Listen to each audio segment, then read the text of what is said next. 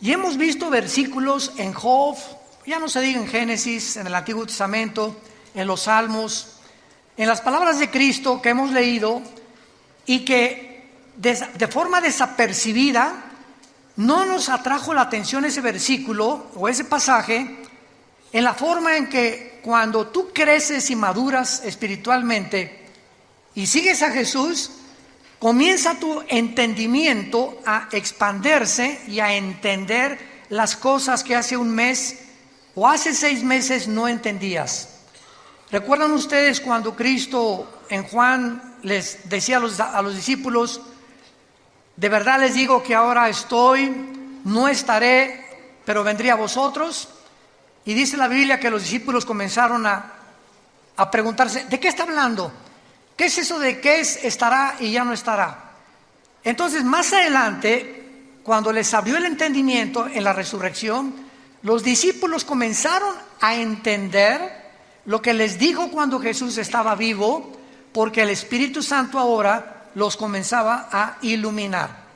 En otras palabras, si tú no tienes al Espíritu Santo, puedes ser una persona muy inteligente, muy intelectual, doctorado en filosofía y letras, doctorado en ciencias políticas, etcétera, etcétera, pero las cosas que están en la Biblia no son para la mente natural, porque la mente natural, dice 1 Corintios 2, del 10 en adelante, no entiende las cosas que son del Espíritu, porque no, para ellos son locura, porque se han de discernir. La mente intelectual es limitada. Y al entrar a conectarnos con la mente de Dios, hay condiciones. Dios no se va a revelar a cualquier ser humano simplemente porque quiera venir y pues a ver qué dice estas cosas. No, la Biblia es hecha por hombres, son leyendas, hay contradicciones. Mira nada más los genocidios, mandaron matar a todos los cananitas. ¿Qué es eso? Entonces la mente natural choca contra los pensamientos de Dios. ¿Por qué? Porque tú quisieras reducir los pensamientos de Dios al cerebro de cochinilla que tenemos, al cerebro de caracol que tenemos, y es imposible. Entonces se necesita la intervención sobrenatural del Espíritu Santo entrando a tu vida cuando recibes a Jesús, para que Él comience a decirte: esta es la A, esta es la B, la C. Vamos a comenzar con sumas, después con restas, con divisiones, nos brincamos a quebrados, después a matemáticas, álgebra integral, etcétera, etcétera, raíz cuadrada, y así es en todas las áreas del conocimiento. Entras a una clase de japonés y la primera clase, esta es la A, la B, cualquier idioma que quieras estudiar, francés, inglés, alemán, comenzamos con el verbo to be, con el verbo ser o estar. Yo soy, tú eres, él es, nosotros, etcétera, etcétera, porque es la estructura para formar las demás oraciones o sentencias. Así es la Biblia. Tú tienes que comenzar a entender que comenzamos desde el principio. Entonces esta serie, se los digo y lo vuelvo a repetir y lo digo con todo mi corazón, es la serie más profunda que he estudiado y que he compartido. De todos los 40 años que Dios nos ha concedido en compartir este mensaje, esta serie, La Dimensión Invisible, de veras es una de las series con más profundidad sobre las cosas que están en la Biblia y que, como hace una conferencia lo compartí, no las habíamos visto o no nos habíamos detenido a pensar realmente lo que estaba ahí en la Biblia.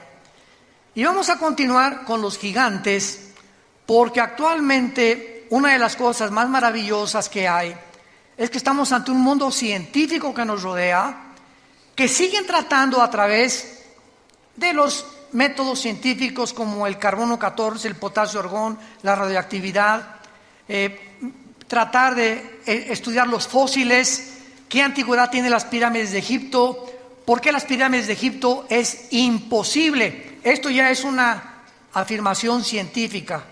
Ya los científicos están de acuerdo en el siglo XXI que es imposible que los seres humanos hayan construido las pirámides de Egipto. Es imposible que los mayas hayan podido, sin telescopio, sin calendario, sin calculadora, hacer el calendario de 365 días. Es imposible que las ruinas de Machu Picchu en Perú hayan podido subir piedras de 8 o 10 toneladas a un cerro que cualquier persona en sus 5 sentidos no lo haría. ¿Por qué quiero construir un monstruo cargando esas piedras? ¿Cómo las subieron? ¿Cómo acomodaron las de 14, 15 toneladas de Egipto? El sistema de impermeabilización que tiene las pirámides de Giza en el Cairo. Han pasado 4.500, 5.000 años y no les ha afectado la erosión, el polvo, la lluvia. ¿Cómo es que están alineadas todas a la constelación de Orión y a las estrellas en el cielo de una forma matemática y científica, cuando la astronomía hasta Galileo Galilei, 1600 tantos, comenzó con el telescopio? Todos estos misterios o enigmas, pues la ciencia está tratando de explicar.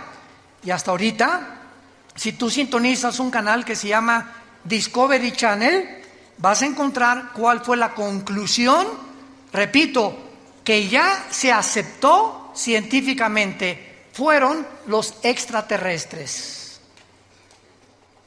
Es la única explicación que el mundo tiene. ¿Cómo es posible que hace 4.000 años tuvieran un conocimiento cuando en el siglo XX comenzamos a descubrir las grúas, comenzamos a descubrir los métodos tecnológicos para construir, para cargar, etcétera, etcétera, para medir, para observar las estrellas, las calculadoras, las computadoras? ¿Cómo es posible que la gente haya sido más inteligente hace 4.500 años que los seres humanos del siglo XXI, con los instrumentos y la tecnología que ahora nos ayuda a poder discernir y construir? Entonces, ustedes, señores maestros de la universidad que nos escuchan, que enseñan a sus alumnos que venimos del Chita, que el hombre está evolucionando, por favor, es una contradicción histórica, porque la historia demuestra lo contrario, que antes eran más inteligentes que nosotros, y ahí está la prueba. Entonces, ¿cómo es posible que digamos que venimos de las cavernas? Pues claro que hay cavernarios y hay tribus todavía en el África y en las islas alrededor del África y de Australia que viven como en la edad de piedra, pero no significa que todos venimos de ellos. Entonces nos damos cuenta que el hombre tiene una contradicción cuando se mete a estudiar realmente la Biblia. Y cuando venimos a este libro nos habla y nos confirma que efectivamente hubo extraterrestres en el mundo. Pero esos extraterrestres no son marcianos, ni jupiterianos, ni saturnianos, ni venusinos, sino que este mundo fue visitado por ángeles caídos que produjeron monstruos. Durante 1000 años este planeta fue habitado por gigantes y se les llama en la Biblia los Nefilim, que significa en el hebreo los caídos, que se encuentran en Génesis 6. Consigan la conferencia anterior, ahí expliqué todo esto. Una mezcla genética entre la semilla de Satanás a través de los ángeles y las mujeres, que la misma Biblia en el libro de Judas, antes del Apocalipsis, nos explica, porque la Biblia no es de interpretación privada, que estos ángeles fueron en pos de vicios, igual que los sodomitas, contra naturaleza. Y entonces, así como Sodoma y Gomorra son conocidas, 2 ciudades destruidas por Dios, porque el hombre dejó la hombría, que en lugar de la hombría es ser atraído por una mujer, el hombre comenzó a sentirse atraído por el hombre, las mujeres por las mujeres, y en ese momento el ser humano pierde la brújula y comenzamos a desconectarnos de nuestra realidad. Y si tú como hombre tienes el cromosoma Y que determina el sexo masculino, eres hombre. Y si tienes los cromosomas XX, eres mujer. Entonces, si tú tienes genéticamente un cromosoma, que es el que determinó tu género, y tu mente te dice que no eres genéticamente lo que la ciencia y la naturaleza dice, tu vida es una lucha no contra Dios, contra la naturaleza, contra tu propia naturaleza, y claro que consecuentemente contra Dios, porque Él es el que nos creó. Entonces, todos estos conceptos que encontramos en la Biblia, nos damos cuenta también que en Génesis 3, versículo 15, la primera profecía del Mesías, Dios le dice a Satanás: tu semilla tendrá guerra contra la semilla de la mujer. Vemos dos semillas. La semilla de la mujer te herirá la cabeza y tu semilla hará caer o le quitará el equilibrio a la semilla de la mujer. Esta palabra semilla, a los que les interese en Génesis 3:15, pon arriba la palabra semilla. Gracias porque trajiste tu Biblia. Te felicito porque eres un estudiante de la Biblia. Entonces, si tú trajiste tu Biblia, rápidamente en Génesis 3:15 ponle a la palabra semilla sera, con Z, que es la palabra hebrea para esperma.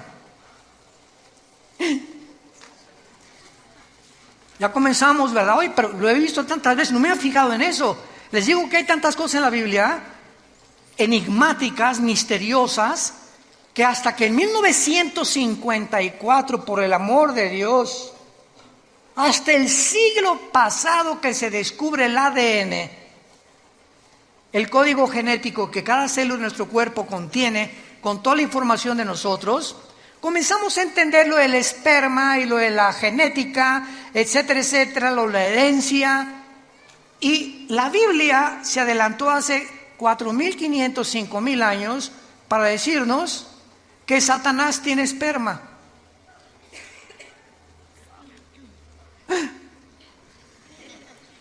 No me mires, en tu Biblia y en mi Biblia lo dice.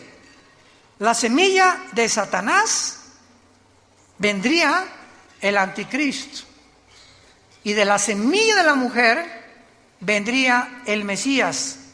Y comenzamos a interrogarnos. Eso es estudiar profundamente la Biblia. A ver, me voy a detener nada más en este versículo. Número 1, dos misterios. 1, la mujer no contiene la semilla. El que trae la semilla somos los varones.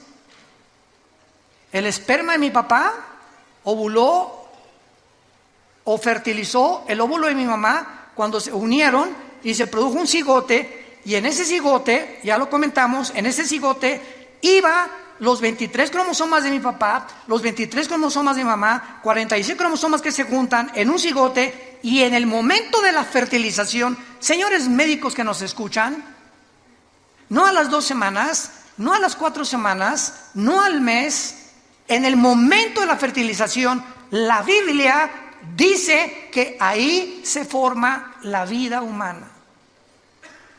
Ahí estabas potencialmente tú y potencialmente yo. En el momento que se formó el primer embrión, ahí tú y yo éramos seres humanos con toda la información ya completa, potencial, para irse desarrollando. Tú serás pulmón, tu vesícula, tus riñones, tu sistema nervioso, tus nervios ópticos, tu tímpano, tu piel. Impresionante. Toda esa información codificada en un embrión, en una célula. Entonces ya en el 54, mayor parte de los ya casi ateos ya no hay, comenzaron a darse cuenta que era imposible la evolución.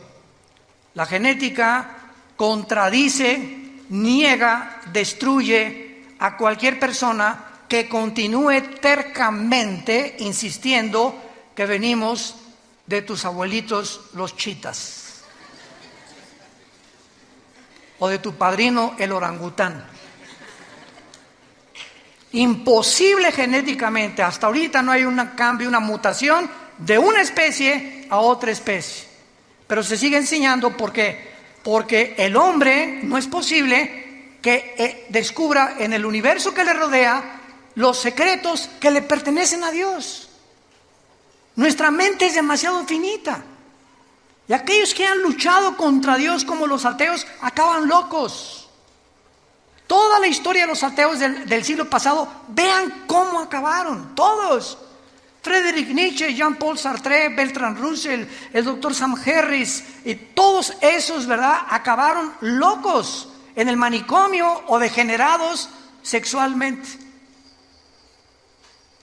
Como decía Jean-Paul Sartre, el padre del existencialismo en los 60s, ateo francés, en su libro El Muro, llega un momento en que dice en su libro que me estrello contra la pared, o sea, me doy cuenta que no puedo yo, a través de la investigación científica, ni intelectual, ni por más conclusiones e hipótesis que yo pueda hacer, descubrir lo que está detrás de esa pared.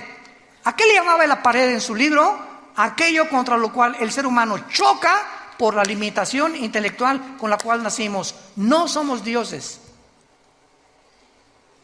No somos dioses. Los problemas que enfrentamos como matrimonio, como padres, como gobernantes, van mucho más allá de nuestra capacidad para resolverlos. Y por eso el padre, no sé qué hacer con mi hijo, no sé cómo tratar a mi esposa, no sé qué hacer con mi esposo. Tiene una personalidad en la mañana, otra en la tarde y en la noche le digo el anticristo. No sé qué hacer con el gobierno, ¿cuál economía es la mejor? Hijo, ¿a dónde hemos llegado? ¿Cuál sistema, cuál ideología es la correcta? ¿Será el comunismo? ¿Será la democracia? ¿El socialismo? ¿Una monarquía? ¿Qué es lo que funciona? Y probamos una cosa y vamos que fracasó durante más de 70 años como el comunismo y volvemos a desenterrarlo. ¿Por qué? Porque no tenemos respuestas y creemos que regresando a los antiguos patrones vamos a poder a mejorar el patrón, el que ahorita está demostrando que también la democracia no es el sistema perfecto de gobierno. Y el hombre se encuentra en Sudamérica, México, Europa, confundido ideológicamente. Ya la China no es comunista, es comunista, capitalista. Hágame el favor. Jesús, María y José y el burrito que los acompaña. Y el comunismo no es comunismo, ya es socialismo también, o también el comunismo capitalista también. O sea, es una confusión y una mezcla de la ensalada del chef, de filosofías unas con otras, como las religiones. Ahorita religiones que es una mezcla de cristianismo con filosofías orientales y con brujería. Vean nomás qué ensalada, lo que meten en una olla, porque el ser humano sigue buscando la verdad. Aquí está. Yo soy el camino, yo soy la verdad, yo soy la vida, dijo Jesucristo hace 2000 años. ¿Dónde está la luz? En tu luz veremos la luz. Les dejo este manual, seres humanos, para que rijan sus vidas, para que controlen sus vidas, para que informen, para que me busquen con todo el corazón y encontrarás la brújula que necesitas para viajar en la peregrinación tan corta que es la vida humana. El otro día platicábamos, hay un piloto que es vecino de nosotros, en la casa de ustedes, de American Airlines, y me decía, Armando, cuando tú vas volando, él vuela pilotos de Boeings grandísimos, ¿verdad? Me dice, ¿sabes? Le digo, ¿y cómo le haces, por ejemplo, si sales de Dallas o sales de Chicago y vas a España, ¿cómo te diriges el mundo? Claro, su GPS le dice el norte, sur, lo que tú quieras, ¿no? Le digo, y al llegar a un aeropuerto, por ejemplo, ¿cómo sabes dónde está el aeropuerto, no? ¿Cómo sabes dónde aterrizar? ¿Cómo sabes en qué posición poner para, etcétera, etcétera? Y me dijo, todo es por instrumentos. No tiene nada que ver nuestra capacidad, es por instrumentos. Si tú vas en un barco, un capitán pregúntale, y vas con el timón del barco, ¿cómo sabes en el océano, el sur, el norte, el occidente, el oriente, etcétera, etcétera, por las cartas de navegación? Si tú eres un buzo y comienzas a practicar el buceo, yo me acuerdo que bajé hasta 46 metros con Aqualón en los 70s. Me invitaron a bucear cerca de Cancún y bajamos muy profundo y me dijo el instructor, mire, habíamos tomado clases durante casi 2 meses antes Yo ya bajaba casi 10 metros porque fui criado en Acapulco. Sin nada, bajaba 10 metros y sacaba ostras y todo, sin ningún aparato. Y mis oídos resistían 10 metros de profundidad. Y me creía muy salchicha aquí, ¿no? Aquí, muy aquí. Y me dice mi instructor, nunca bajes en un reloj que te diga dónde estás. Yo, ¿cómo? Me dices que cuando buceas, pasando los 25 o 30 metros, el buzo no sabe si está bajando, si está así, o si está así, o si está subiendo. Entonces necesitamos un reloj que nos diga abajo que vas bajando o que ya vas subiendo. Y también me dijo, cuando subas a la superficie, nunca subas así derechito, verticalmente, porque se te pueden formar burbujas de oxígeno en la sangre y te mueres. Entonces, ¿cómo se sube? Así, poco a poco, para que tu cuerpo se vaya adaptando después de 30, 40, 50 metros o más. Y así, porque esas son las reglas del buceo. Ahora, para vivir, ¿necesitamos una carta de navegación? ¿Necesitamos instrumentos? ¿Saben ustedes que sin esto estás perdido? Y esta es la razón por la cual tu vida está naufragando. Porque estás en un océano, que es la vida, donde a tu familia la estás llevando a los arrecifes tal vez. Vas volando con tu familia en un avión sin saber a dónde vas a llevar a tu familia. Porque según tus suposiciones estás bien, pero no has querido tener la humildad que choca contra tu orgullo de reconocer que necesitas a Dios. Y estás buceando con tu familia y estás hundiendo a tu familia en lugar de estar sacándola a la superficie. ¿Por qué? Porque no tienes cartas ni instrumentos que te digan a dónde dirigirte. Entonces, si Dios existe, es lógico que nos haya dejado un manual, y es la Biblia. El primer libro en haber sido impreso en la imprenta de Gutenberg. El primer libro en haber sido impreso. El libro más vendido y más traducido a más dialectos y el más vendido de casi después de 1500 años en las librerías. Sigue teniendo el récord de ventas en el mundo. Es el bestseller. Y casi la mayor parte de las personas que la compran la Biblia, la tienen en su casa llena de polvo. Ahí la tienen de vez en cuando. No, pues sí, ¿verdad? Porque no han sido movidas por el Espíritu Santo a descubrir y a comenzar a caminar con Dios. Si tú le dedicas 15, 10, 20 minutos en la mañana y antes de acostarte a leer la Biblia. Muy bien. Vemos nosotros en el Antiguo Testamento que cuando se mezclaron los ángeles con las mujeres, Génesis capítulo 6, no sabemos qué pasó. Lo único que sabemos es que hubo un producto. Mezcla ángeles, seres humanos. Hubo un producto que se llamaron los gigantes. Génesis 6, versículo 4. Y estos gigantes se tradujo de la palabra Nefilim. Nepilim, N de nana, P de papá, con H intermedia. Nepilim, que significa los caídos. Estos Nefilim o estos gigantes estuvieron desde el tiempo del diluvio hasta el tiempo de David. Recuerden en 1 Samuel 17 que uno de estos descendientes de los gigantes, de los Nefilim, se enfrentó al ejército de Saúl, ¿se acuerdan? Es una historia de la escuela dominical. Y entonces este gigante se llamaba Goliat y tenía 4 otros hermanos de gigantes. Y David se enfrentó con él y sabemos la historia con la onda, ¿verdad? Que le pegó aquí exactamente en el entrecejo y cayó el gigante, agarró David la espada y le cortó la cabeza. David fue el último en la Biblia que terminó con la raza de gigantes. Ahora bien, vayamos a introducirnos un poco más en la Biblia. Veamos en el libro de Deuteronomio a estos gigantes que tal vez tampoco ni siquiera se predica de esto, desgraciadamente. Vamos a comprobar y a corroborar de qué manera poblaron el mundo antiguo y de qué manera estos gigantes eran enemigos tanto de Dios como del pueblo de Dios.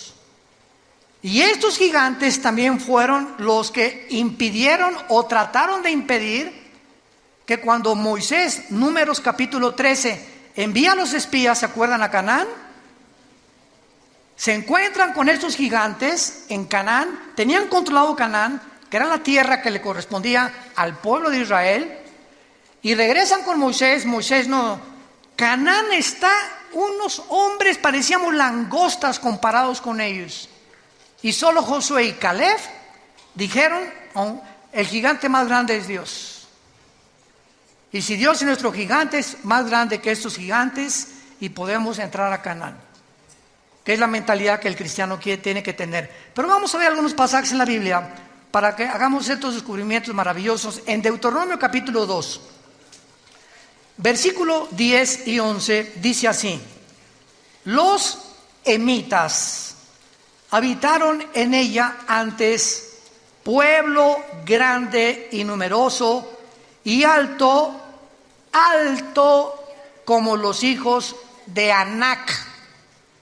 Por gigantes eran ellos, tenidos también como los hijos de Anac, y los moabitas les llamaban emitas. Vamos a comenzar a descubrir que esa tierra prometida que Dios le dio a Abraham en Génesis 12, para que entraran, la poblaran y se establecieran y criaran a sus hijos ahí, cuando salieron de Egipto y vagaron por el desierto, no pudieron entrar durante 40 años al lugar que Dios les tenía asignado para poder establecerse como el pueblo y poder dispersar el conocimiento de Dios en todas las naciones. Entonces, la tierra de Canaán estaba poblado por puras tribus de gigantes. Y comenzamos a ver que los semitas eran gigantes, y los hijos de Anac o anaseos eran gigantes, y los emitas eran gigantes. Versículo 19 al 21 del mismo capítulo 2 de Deuteronomio. Dice así: y cuando te acerques a los hijos de Amón, aquí estamos, otra tribu que se llama los amonitas, no los molestes ni contiendas con ellos, porque no te daré posesión de la tierra de los hijos de Amón. ¿Cómo? ¿Verdad? Pues a los hijos de Lot la he dado por heredad. Por tierra de gigantes fue también ella tenida. Habitaron en ella gigantes en otro tiempo, a los cuales los amonitas llamaban somsomeos, que significa los monstruos poderosos. Como pueblo grande y numeroso y alto como los hijos de Anac, a los cuales Jehová destruyó delante de los amonitas, estos sucedieron a aquellos y habitaron en su lugar. Brinquémonos al libro de los Números, capítulo 13, en la famosa expedición que tuvieron los judíos para asomarse a la tierra que estaban habitando precisamente los gigantes, y descubrir que esto fue precisamente lo que les impidió a ellos entrar a Canaán. Dice Números 13, 32 y 33. Pero vamos a leer mejor desde el 30. Números 13 del 30, para tener el contexto. Entonces Caleb, aquí ya regresaron de espiar la tierra de Canaán, hizo callar al pueblo delante de Moisés y dijo: subamos luego y tomemos posesión de ella, porque más podremos nosotros que ellos. Mas los varones que subieron con él dijeron: no podremos contra aquel pueblo, porque es más fuerte que nosotros. Y hablaron mal de los hijos de Israel, de la tierra que habían reconocido, diciendo: la tierra por donde pasamos para reconocerla es tierra que traga a sus moradores, y todo el pueblo que vimos en medio de ella son hombres de grande estatura. También vimos allí gigantes, hijos de Anac, o sea, los anaseos, raza de gigantes, y éramos nosotros, a nuestro parecer, como langostas, y así les parecíamos a ellos. Vemos pues que este mundo estuvo infiltrado en el tiempo de los antiguos, de nuestros antepasados, por gigantes. La arqueología y la paleontología moderna lo ha descubierto y han encontrado fósiles de estos huesos de los gigantes también. Y la mayor parte de las veces es impresionante, los han escondido. Porque en el día que realmente se demuestre que no venimos del chango, ni del cavernario Galindo, ni de los cavernícolas, etcétera, etcétera, sino que hubo algo que ayudó a nuestros antepasados a dejar su huella en las pirámides de Egipto, en Machu Picchu, en Stonehenge en Inglaterra, cerca del mar de Galilea en Israel, en los mayas aquí en nuestra población, en el continente americano. Entonces la pregunta de los científicos es, ¿de dónde salieron? ¿Qué vamos a hacer con lo que hemos enseñado? Que venimos de los cavernícolas y no, seguro los extraterrestres. Pues claro que fueron los extraterrestres mezclados con seres humanos que se llamaron los Nefilim, los que ayudaron a todas estas personas a levantar las construcciones, las obras. Y esto les quiero anunciar ahora, en 3 semanas volví a reeditar el libro que acabo de escribir, Los Ángeles Caídos. Pero ahora me lo está editando Editorial Berea en Miami y va a salir en 3 semanas con mucha más información, mucha mejor presentación. Ya está en 23 distribuidoras en Estados Unidos y en este libro explico todo lo que en esta serie o en parte de la serie estoy compartiendo.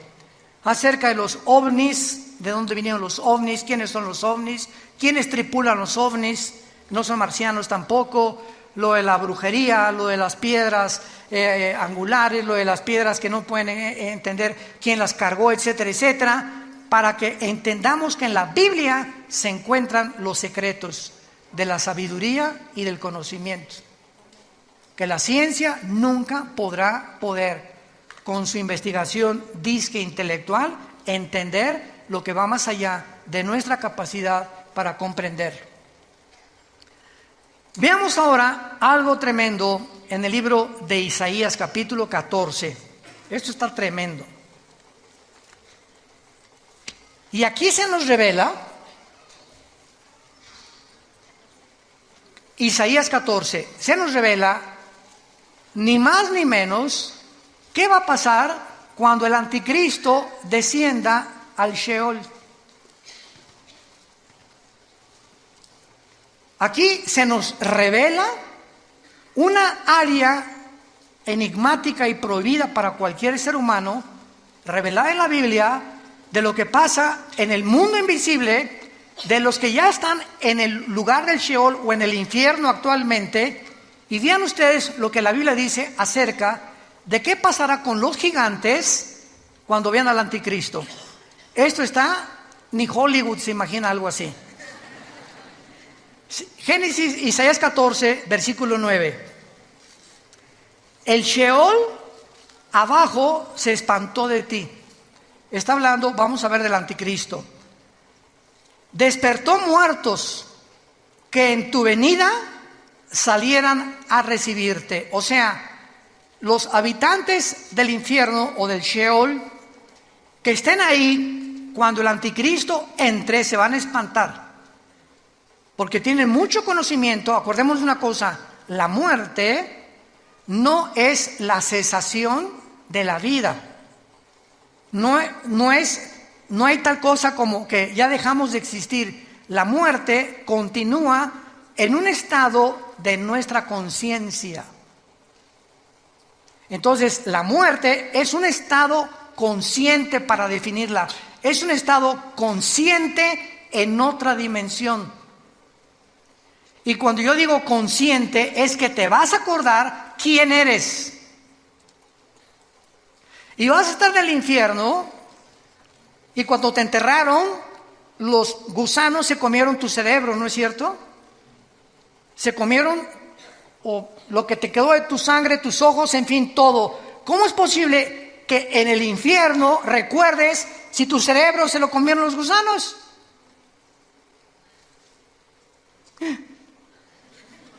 ¿A qué concluimos? Que la memoria, los sentimientos y las emociones no están en el cerebro. Continúan estando con nosotros sin el cerebro que teníamos, por lo que pertenecen a la dimensión espiritual. Como los sueños. Los sueños son viajes. No marihuanos, ¿verdad? Desde luego. A menos que, quién sabe que te metes antes de acostarte, ¿verdad? Pero hacemos viajes con lugares, personas. Estamos en un mundo, estamos en una dimensión que el cerebro, así como el hígado produce la bilis y el estómago, los jugos gástricos, el cerebro no produce los sueños ni los pensamientos tampoco. Los pensamientos trascienden al cerebro, y en la neurología se ha tratado, pues aquí en esta zona del hemisferio izquierdo del cerebro hay esto, en el derecho hay esto, estas cosas son lo que más o menos han tratado de ver que está conectado. Pero nos damos cuenta que la Biblia nos muestra que los muertos están conscientes. ¿Y cómo lo pueden estar si mi cerebro está en la tumba? ¿Cómo puedo ver en la otra vida si mis ojos se los comieron los gusanos? Y en la otra vida, la Biblia nos relata que los muertos, tanto los que están en el cielo como los que están en el infierno, ven, oyen, están conscientes. Mantenemos la conciencia durante toda la eternidad, para bien o para mal. Aun cuando nosotros, cuando muramos, ¿verdad?, con Cristo, dichosos los que mueren en Cristo porque han descansado de sus obras del pasado, mantenemos la conciencia, pero dicen en Isaías que será renovada nuestra mente o nuestra conciencia, porque tendremos un cuerpo como el de Cristo cuando Él resucitó, glorificado como el de Él. Isaías 14: el Sheol se espantó, despertó muertos que en tu venida salían a recibirte. Hizo levantar de sus sillas a los príncipes de la tierra, a todos los príncipes de la tierra y a los reyes de las naciones. Qué interesante que mientras estamos en vida, anhelamos puestos políticos. Quisiera yo ser rey. Yo sueño con un príncipe azul. Y ahorita los príncipes azules, como el príncipe Harry,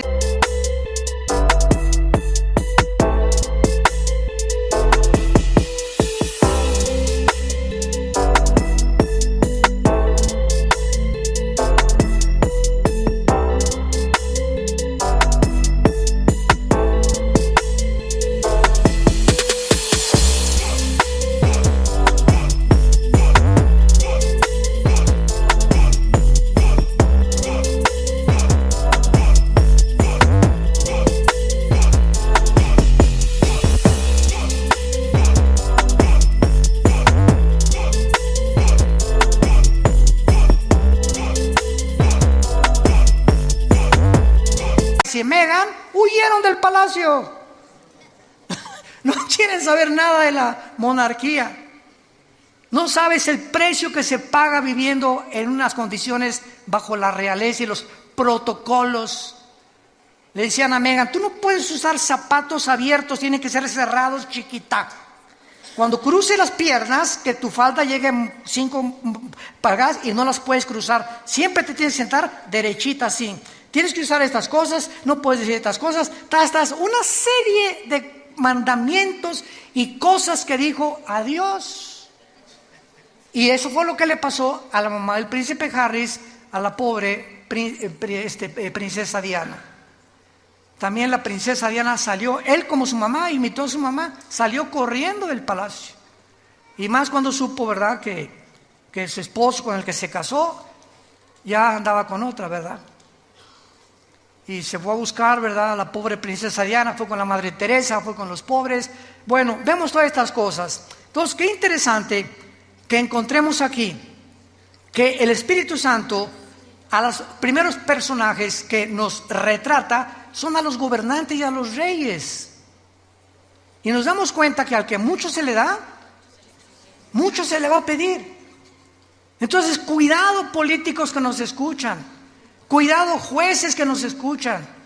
Cuidado personas que tienen en su poder la autoridad de juzgar, de meter a la cárcel, de sacar a la cárcel, porque Dios los va a juzgar con una vara mucho, mucho más grande.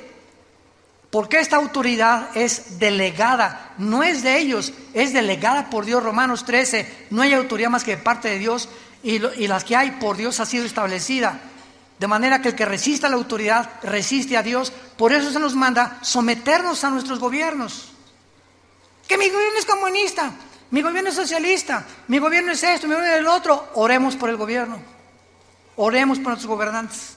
Lo único que va a cambiar es la oración. Nada va a cambiar a México, ni a Guatemala, ni a Estados Unidos, ni a Inglaterra, más que nuestra vida. Y así como tú ves, mi oración le podrá cambiar las cosas. Tan chiquita que soy, tan chiquito que soy, ¿me oirán los ángeles también? No, los ángeles no te están escuchando. Te está escuchando Dios, Jesús y el Espíritu Santo. Y así como estás de chiquita y pareces que no valemos nada, cuando nos hincamos, movemos la geografía cósmica y movemos el cosmos con la oración de un solo santo. Puede mucho, al grado que Elías detuvo la lluvia 3 años y medio. Pero ya no soy Elías, me dicen Pancho. Dice en Santiago capítulo 5, Elías oró y la oración del justo puede mucho. Dándonos un ejemplo nada más, que cuando tomas en serio a Dios, no te imaginas el poder de la oración. No nos imaginamos. Y más cuando oramos todos. Vamos a orar todos diario ahora por nuestro gobierno. Que Dios les dé sabiduría, que México tenga paz. Y dice a continuación, versículo 10, todos ellos darán voces y te dirán, ¿tú también te debilitaste como nosotros y llegaste a ser como nosotros? O sea, cuando el anticristo gobierne, todo el mundo lo va a ver. ¿Quién como él? Dice Apocalipsis 13. Y con poderes, y va a hacer que caiga fuego del cielo, y milagros, esto y el otro. Una inteligencia diabólica increíble. Va a resolver los problemas de la economía, de la pobreza, todo va a ser un genio que el mundo se va a hincar delante de él y va a decir, este es el Mesías, este es el líder que necesitaba el mundo. Y cuando baje al infierno, los que murieran antes que en él, decir, ¿eras tú? ¿Tú eras esa chinche que estabas allá brincando como en un comal cuando estabas vivo? Ahora eres igual que nosotros. Qué impresionante es esto, pero lo más impresionante es lo siguiente. Dice la Biblia, el versículo 10, darán de voces y te dirán todo. Pero la palabra, apunten ustedes por favor, en el versículo 9, el Sheol abajo se espantó de ti, despertó muertos. Esa palabra muertos es la palabra Refaim, que es otra de las palabras hebreas para los gigantes y para los nefilim. Ahí van a estar los nefilim o los espíritus de los gigantes en el infierno con otros espíritus de seres humanos también. Y vemos nosotros que la Biblia los coloca ahí porque vamos a ver otro pasaje donde estos gigantes que habitaban la tierra, mezcla híbrida, ángeles humanos, no van a resucitar. Tanto los buenos como los malos vamos a resucitar, ¿correcto? Por más malo que seas, después del milenio, Apocalipsis 20 del 11 al 15, el juicio del gran trono blanco es la resurrección, que es la segunda muerte de los incrédulos. Isaías 26, demos la vuelta a Isaías 26. Dejamos a la Biblia seguir hablando. Génesis 26, Isaías 26, versículo 14. Vean nada más este versículo. Isaías 26, 14. Muertos son, no vivirán. Han fallecido, no resucitarán. A ver, espérenme tantito. Usted, oiga, maestro del Instituto Bíblico, maestro de teología, ¿quiénes no van a resucitar? Tanto los buenos como los malos. ¿Quiénes son? ¿Qué género o qué entidad espiritual está mencionando aquí que ellos no van a resucitar? La palabra fallecido y muertos ahí, apúntalo, es la palabra Refaim. Otra vez, los gigantes. Ellos no van a resucitar. Yo vi tantas veces este versículo y así pasa. No lo entiendo, le doy la vuelta a la hoja. Porque es lo mejor que podemos hacer, ¿verdad? Chocamos con tantas cosas en la Biblia que le sigo leyendo mejor. Como cuando comemos pescado, ¿no? Ahí me encanta el guachinango, así me encanta así uno entero, frito al mojo de ajo. Y lo quitas, ¿verdad? Le quitas la cabeza, etcétera, etcétera. Y lo comienza a comer, le quitas el espinazo, la colita la chupas, es rica. Pero vas a encontrar muchas espinas todavía. ¿Y qué haces cuando te encuentras una espina? ¿Ya dejas de comer? No, ¿verdad? Te la quitas y la pones a un lado y te sigues comiendo la carnita. Así es la Biblia. Nos encontramos con tantas espinas que no porque no lo entienda la voy a dejar de leer. Voy a dejarla y voy a seguir comiendo lo que creo que puedo entender. Y tal vez el año que entra, en 2 años, en 5 años vas a entender y regresar a lo que ahorita estamos compartiendo y lo vas a entender. Así es la palabra de Dios. Muy bien. Ahora entonces vemos claramente, ¿verdad?, que durante los días de Moisés y Josué, muere Moisés, Josué se encarga de matar a los gigantes. O sea, todas las guerras de Josué eran contra 7 ciudades cananitas. La primera, acuérdense que fue Jericó, ¿se acuerdan? Que cayeron los muros de Jericó cuando los sacerdotes tocaron los shofares, cuando oyeron tutú, tutú en la 7ª vuelta, se cayeron para que aprendieran que no es con espada ni con ejército, es con el Espíritu de Dios. Que no hay inteligencia, ni conocimiento, ni sabiduría contra Dios. El caballo se prepara para la batalla, pero Dios te da la victoria. Tú tendrás enemigos y tendrás gente que te quiera hacer mal, etcétera, etcétera. Pero sabes una cosa, detrás de todo hay un mundo espiritual. Y si tú caminas con Jesús, es tuya la victoria. Es tuya la victoria. Ahora vean.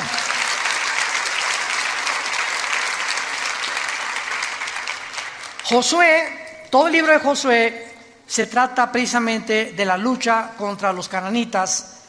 Y termina Josué, ¿verdad? Y no terminó la lucha contra los cananitas, simplemente porque después de Josué vino una época que se llamaron los jueces. Y los jueces, todos fracasaron, entre ellos fue Sansón, Gedeón, que son muy famosos. Israel pecaba contra Dios, Dios los juzgaba y les mandaba un juez. Pecaba contra Dios y les mandaba un juez. El libro de los jueces es el libro más oscuro, donde las tinieblas más grandes cubrieron la tierra de Israel. Y entonces después de los jueces, pues ya vinieron, ¿verdad?, el primer rey que Dios les manda a Saúl, que Dios no quería que Saúl fuera rey tampoco. Vino David, que era el ungido de Dios, y después de David vino Salomón. Y fue hasta el reino de David. Vayamos a 2 de Samuel, capítulo 21, y veamos cómo fue David el que acabó con esta raza de gigantes. Por eso se le llama a David el guerrero más grande de la Biblia, a Salomón el hombre más sabio.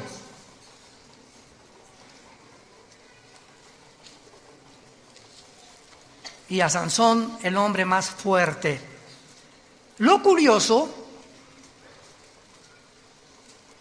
de que el hombre más sabio de la Biblia, Salomón,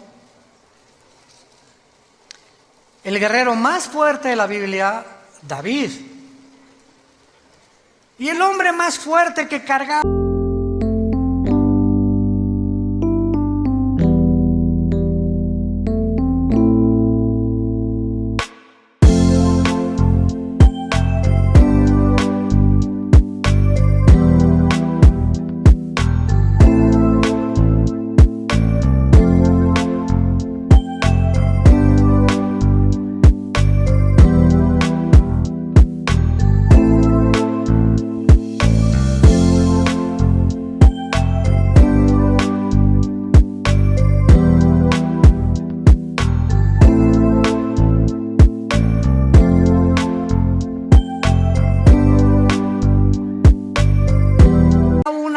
fuerte, casi de 150 kilos, y con una quijada mataba leones, Sansón.